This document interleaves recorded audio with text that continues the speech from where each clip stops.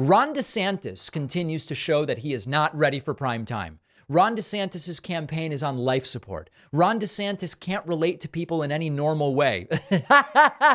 That's how he laughed while holding a beer at an event 2 days ago. And everybody thought it was really strange. He tried to save his campaign by doing a very big, prominent interview with Fox News. The interview that DeSantis did with CNN's Jake Tapper was a disaster. So he thought, I don't know, let's try Fox News. Yes, Bret Baier was friendlier, but it did not go any better at all. Here is DeSantis trying to make a statistical case, aside from all of the personality things and whatever.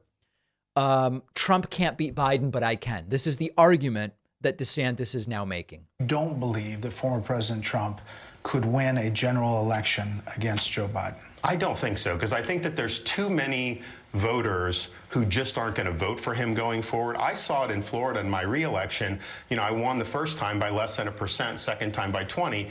Why did people vote against me in 18 but then voted for me 22? The number one reason they gave was because of Trump, because in 18 they said that they were voting against Trump, voting against me to vote against Trump, even though they didn't know much about me. By 22, that was there. So I think in states like Georgia, you guys following this explanation? Arizona, and look, I don't put a stock in the polls, but you know, he puts no stock in the polls, but he is exclusively citing polls. You guys talk about him. The polls that come out that put I beat Biden in Georgia, Trump doesn't. I beat Biden soundly in Arizona, Trump doesn't. Those are just the realities. And I also think in terms of the base, you need to have a cadre of personnel. If you want to slay this administrative state, you got to be disciplined, you got to be focused, and you got to have people surrounding you that are going to go and support the mission. I think the former president would have a very difficult time getting the type of personnel to join the administration that you would need to actually bring. All right, so as you can see, the bobbling continues, and it's not a medical thing. It's not like Trump making fun of a disabled reporter. This is how DeSantis tries to make his point and be personable. It's to say things that aren't true and nod like a lunatic. None of this stuff really is true. Now, is it possible that DeSantis would do better against Biden than Trump? Yeah, that is possible. I mean, if we look at polling, it's possible neither of them might be able to beat Biden. The latest Morning Consult poll taken 2 days ago with 6,000 registered voters. This is a very solid poll. Biden beats DeSantis by 6, but Biden only beats Trump by 3. So in one of the top newest polls we have, DeSanctimonious actually does worse against Biden than Trump. But there are other polls with other perspectives. Unfortunately, the latest Echelon Insights poll also, that one has Trump beating Biden, but it has Biden beating DeSantis. So you actually have to go back quite a bit to find polling that is better for DeSantis than it is for Trump. But listen, it's very early. So at least theoretically speaking, maybe DeSantis would do better against Biden than Trump. The problem is DeSantis has lost 42% of his support within the Republican primary. Donors are bailing. Trump claims people are calling him saying, "Sir, we'd like to give you money because DeSantis is dead." I don't know if those stories are true, but it is not going well for Ron DeSantis. The campaign is quickly imploding. He's fired more than a third of his staff total. It's crazy. Bret Baier then confronts Ron DeSantis with this homophobic ad that his campaign ran. And DeSantis sort of says, yeah, I'm responsible, but also like I'm not really doing everything necessarily. Very weak stuff. Take a listen. Called it bizarre and staggeringly homophobic. Log cabin Republicans called it extreme, naive, dangerous, politically stupid.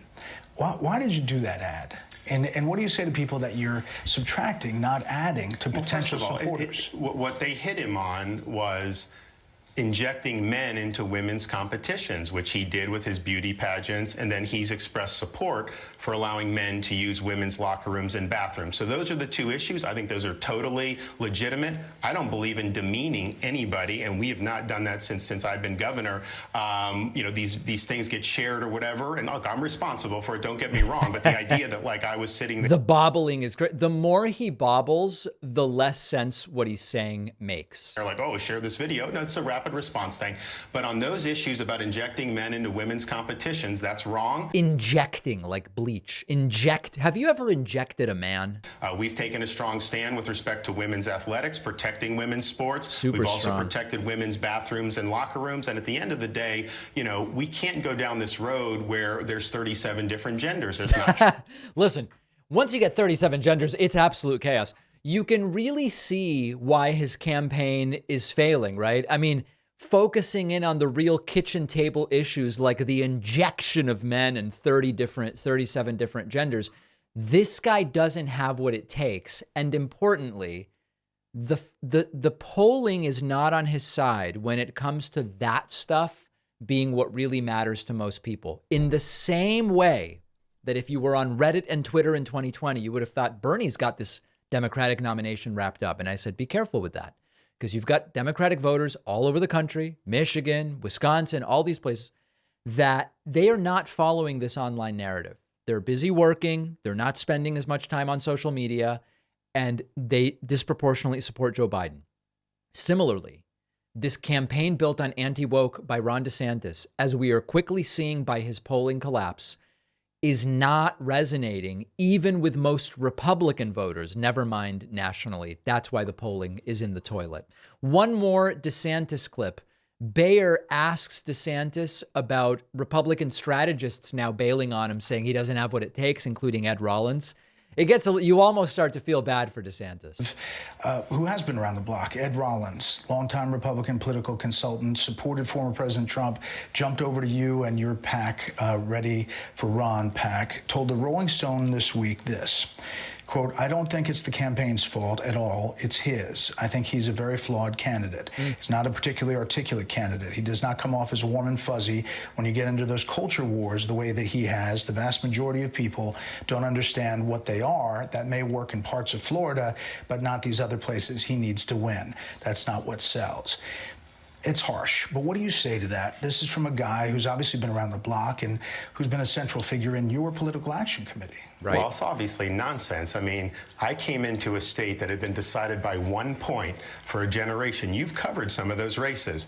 I governed boldly. I governed unapologetically. I delivered big results. Notice that he's not actually addressing Ed Rollins' critique, which is a good one, which is DeSantis as a person doesn't have what it takes. That's tough to hear people say, because it's really an attack on you as an individual. And we won by 20 points. You don't win a state like Florida that big if you're not doing things that are resonating. And I would push back. When I hear about, culture war, standing up for the rights of parents, here we go, standing up for the well-being of children, that's not some, quote, culture war. That is central to the lives of tens of millions of people throughout this country. It is the right thing to do to stand with our kids. So he's continuing to insist that the culture war stuff is right. I mean, listen, at the end of the day, all you really need to do is look at the numbers, and you see that DeSantis was polling 31 in January, and he's now polling 18. It's the green line down the middle of the screen. He's lost. He's closing in on having lost half of his support. If the culture war message were resonating, I don't think he would have lost nearly half of his support. It's just the numbers, my friend. So another DeSantis interview, another disaster, the campaign on life support. Everybody loves a good bowl of instant ramen every once in a while. Hard to beat the convenience, usually not the healthiest option. The taste is often very so-so.